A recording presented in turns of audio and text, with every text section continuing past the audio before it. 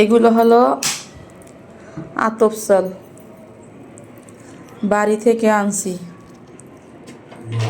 বাড়িতে যাবো এই জন্য এতদিন বাইর করি নেই, যে বাড়িতে যেয়েই পিঠে খাইতে পারবো। এখন বাড়ি যাই না, এই জন্য আজকে বাড়ি করলাম। ঈদের সময় আনছিলাম না এটি, ঈদের সময় আনছি, খাইছি আরও। বা কয় কেজি আনছিলাম, অনেকটাই তো। এই দুগ্গো আছে এখন, এখন এই দুগ্গো ধুইছি। 2 কেজির মতো আছে। 2 কেজি বেশি, প্রায় 3 কেজি। 3 কেজির মতো আছে। 6 কেজি আনছিলাম মনে হয় বেশি। পরে এখন শুকাইয়া আবার জারমো, পরে ভাঙ্গাইয়া তারপর নারিকেল কিনিয়া নাই, বাড়ির আনছি শেষ। এখন কিনবো একটা নারকেল 200 টাকা মনে হয়। তারপর জল রান্নু, তারপর রুটি পিঠা বানাবো, তারপর খাবো। আর বাফা পিঠা, তেলের পিঠা। আর কি খাবো তুমি? রুটি পিঠার কয় মানুষের চালের পিঠা। চালের পিঠা, আমাদের দেশে গায়ে রুটি পিঠা, আর না হলে হুররা। আর নারিকেলের ঝোল। আর অন্য কোনো দেশের মানুষের নারিকেলের ঝোল খায় না, এরা খায় ঈদ দিয়ে গরু মাংস দিয়ে।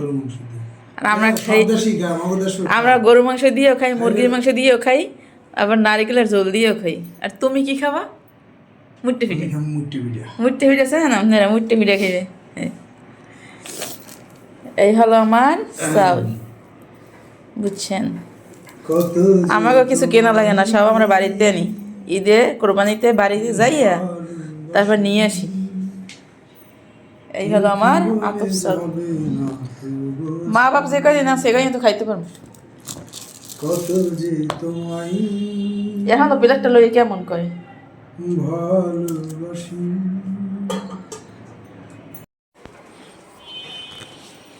চাল শুকাইলাম।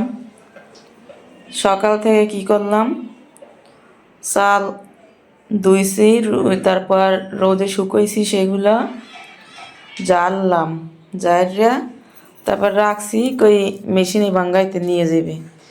সে শীতের কারণে ওঠে না।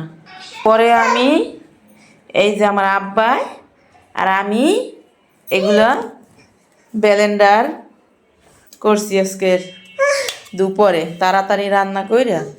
তারপর এই মানে এই জায়গায় 2 কেজির বেশি ছিল চাউল, সেগুলো আমি সব ব্লেন্ডার করে ফেলেছি। এখন কারণ আমার সকাল থেকে আজকে পিঠা বানাইতে ইচ্ছা করছে, তাই আমি এখন আবার পিঠা বানাবো। না পিঠা খাবা? হ্যাঁ দাঁড়াতে এই ডাল দিই। এখন আমরা পিঠা বানাবো। এখন আমরা কি করব? পিঠা বানাবো, মুরগির মাংস রান্না করব আর রুটি পিঠা বানাবো। এই হলো আমার চালের গুঁড়া। চাল ভাঙ্গানো শেষ, আমার মেশিনে নেওয়া লাগে না, আমি ব্লেন্ডার করে ফেলাইছি।